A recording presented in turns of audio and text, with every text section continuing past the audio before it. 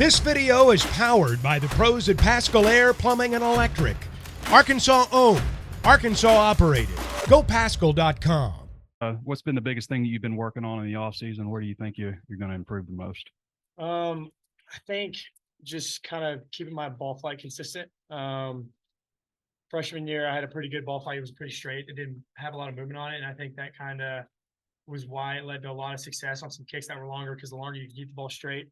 Obviously the kicks are going to fly straight, obviously go in the uprights. And also to continue on that, kind of a lot of NFL kickers, that's what separates a lot of guys is, you could be a good college kicker and kind of there'll be some variation in your ball flight as long as it goes in, but those NFL guys keep that ball straight for such a long time. And I think that's what I'm really trying to achieve, is just keeping that ball flight straight. So. Like a lot of times last year, Arkansas found themselves in, fourth and short and inside the 20 and stuff, and opted to go for it a lot instead of kick. You only had 16 kicks last year. Is that something you'd like to see increase? Obviously, obviously, more attempts the better. I'm obviously leaning toward that, but I think the decisions to go for it on fourth down, obviously Coach Fountain kind of mentioned that a little bit, was what was best for our team at the time, trying to get some momentum going. And we had some good opportunities in some games to kind of take some momentum away from the other team by going for it.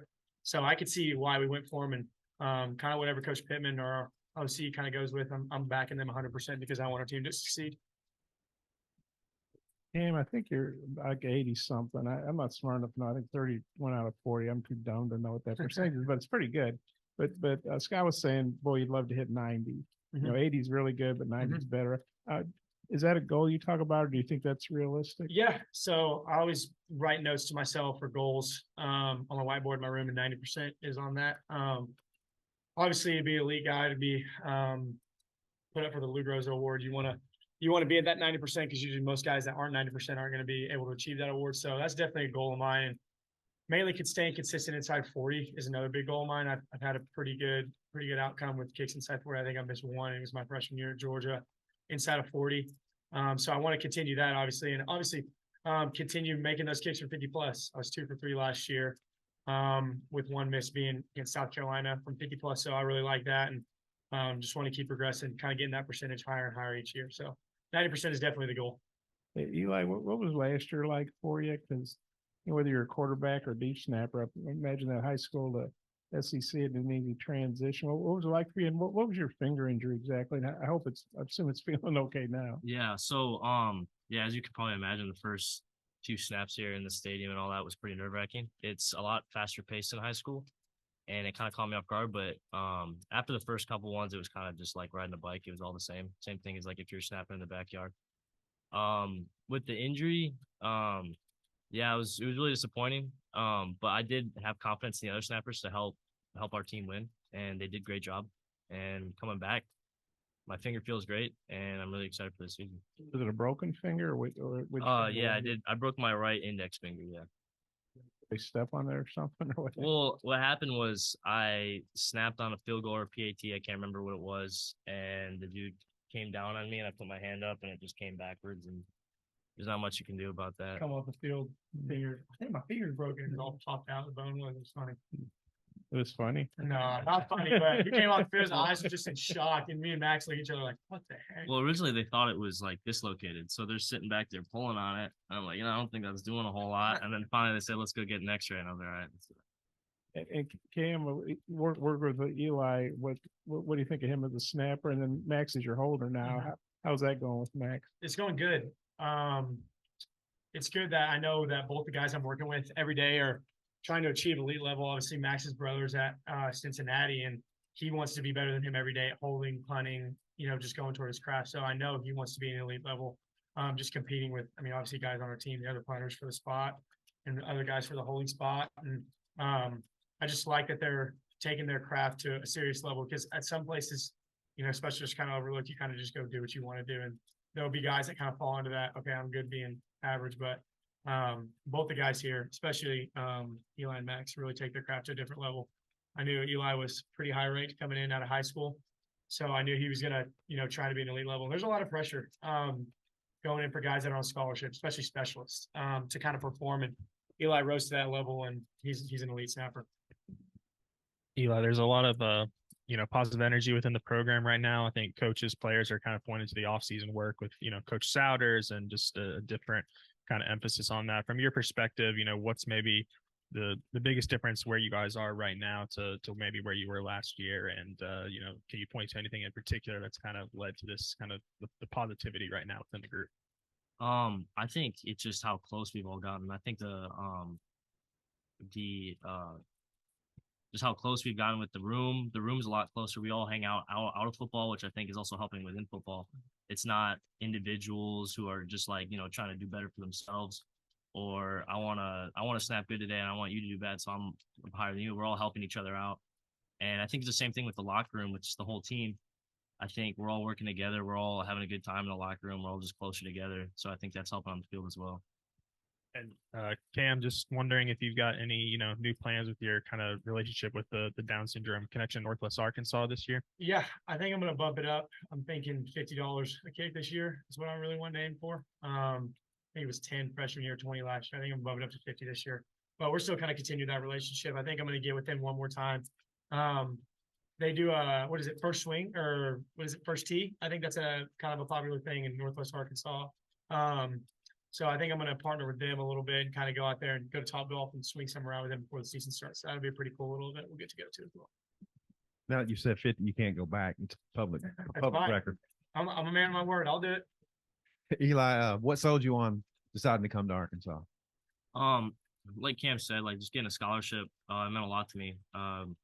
It's really rare, I think, for long snappers out of high school, especially with that COVID and all that going on. It was really tough to get that opportunity. So when I got it, I took it. And at first it was a little scary because it was, like you said, I was like just right on the spot. And I took it. And but then now I realize it's the best opportunity. I'm really glad I took that. So he remembers like which ones his 50-yard field goals were against and all that.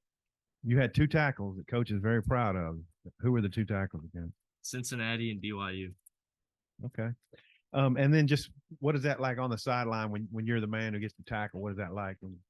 I don't know. I think Cincinnati was the first game of the season, and I made the tackle, and I didn't really kind of comprehend what happened. Like I got off the sideline, and they're telling me, dude, like the last snapper, I don't even think he got one last year. Like this is the first game. And I was just coming back from my high school game, like where I played both ways, so it was kind of just normal to me. And then when it kind of sunk in, I was like, yeah, this is pretty cool. I was really kind of got to sit in that. That was awesome. Eli, it's probably in your bio, but what positions did you play in high school on the offense and defense? I played tight end and defensive end. They switched me to like outside linebacker. I was kind of all over the place. I graduated with 60 people, so our football team was pretty much whoever could do whatever was doing it. So, now specialists, you guys, it can be a lonely job. Like if you have a bad snap, miss a kick. We know Max had some real good punts last year, but struggled with consistency. How do you think he's doing, and what's your all's thought on how, Scott was saying a freshman year can be tough on guys, and he expects him to take a big jump this year. Yeah. I think people got to realize at some point, Max was a guy coming, I don't know, however many thousand miles away from a totally different country, never stepped foot on a real football field before. And all he had done was prior punting with a thing called Pro Kick Australia, which they do a great job preparing their punters and kind of guys transitioning from Australian rules football over to America. But I think guys got to kind of realize that sometimes, because he had never played a football game in his life. He obviously punted really well last fall camp and deserved to start. And I think kind of getting that feel of what college football is like under his belt with Reed kind of taking over midseason kind of helped his confidence a little bit. And he punted well in the bowl game, had some good punts then. But I think it's just he's growing his consistency, growing his comfortability, getting more confident throughout this past spring and fall camp. And he's looking really good. He's in a better mindset than he was last year as far as confidence goes, which is really good. And I think, honestly, holding has kind of boosted his confidence a little bit as well.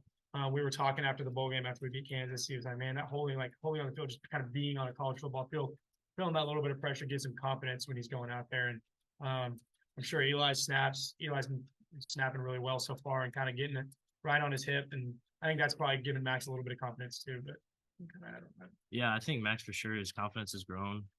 He's just been stacking good days on good days. And I think also with that experience of just, being on the field and getting that last season, I think coming into this one, he kind of get that mindset like, it is no different than practice, and he'll be able to just go out and swing his leg the same as he would any other day.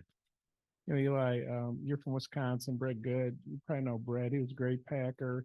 I think he's in Fort Smith, back in Fort Smith now. You know Brett at all? Do you guys talk? And if so, what's that been like? I haven't been able to really get any work with him, but I did meet him at a camp, and I've met him a couple times at the facility, and he's a really nice guy. And it's always his Super Bowl ring always catches my eye, especially being he played for the Packers, my favorite team, you know. So, yeah, man, he's for sure like he's there. He's done exactly what my goal is to do, is play for the Packers and have a long career. So it's really cool. I guess Max didn't hold to the Liberty Bowl, and you obviously missed that because you were hurt.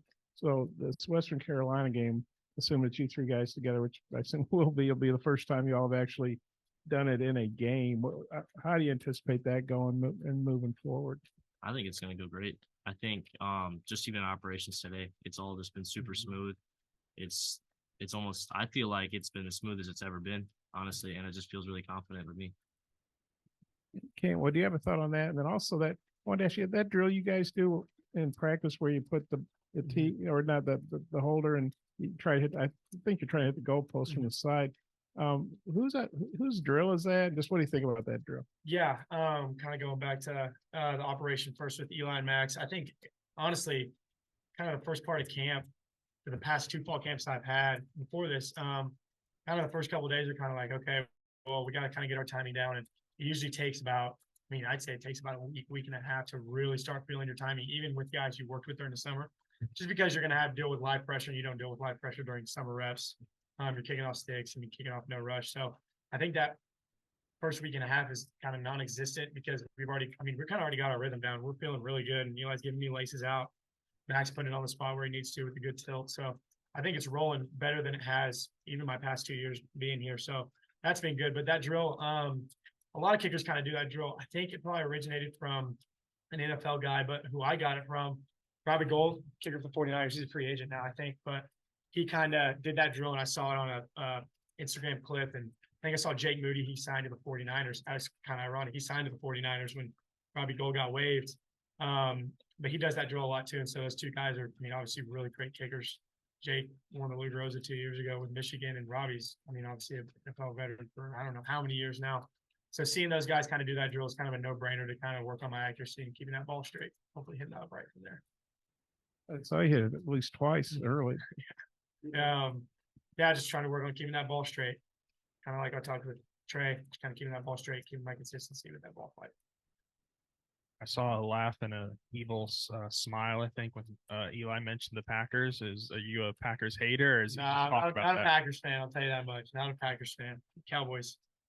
BetOnline is your #1 source for all your betting needs. Get the latest odds, lines, and matchup reports for baseball, boxing, golf, and more. BetOnline continues to be the fastest and easiest way to place your wagers, including live betting and your favorite casino and card games available to play right from your phone. Head to the website or use your mobile device to sign up today and get in on the action. Remember to use our promo code BELIEVE, that's BLEAV, for your 50% welcome bonus on your first deposit. Bet online, where the game starts.